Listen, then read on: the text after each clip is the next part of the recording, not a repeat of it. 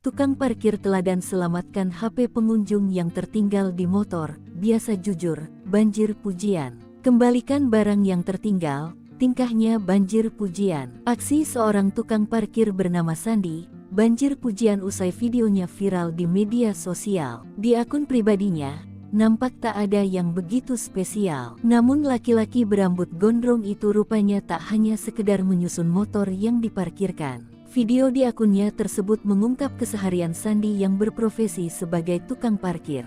Nampak biasa saja, namun ada satu video yang jadi perhatian warganet. Ya, video itu saat Sandi mengamankan handphone milik orang yang tertinggal di motor. Hebatnya sebelum mengambil barang, ia biasanya minta orang sekitar jadi saksi. Lalu ia mengingat dan mencocokkan plat nomor motor tersebut. Akibat buru-buru parkir pengunjung lupa sama HP-nya, tulis Sandi di video tersebut. Setelah menyimpan barang pengunjung yang tertinggal, Sandi kemudian akan memanggil pemilik motor saat hendak pulang.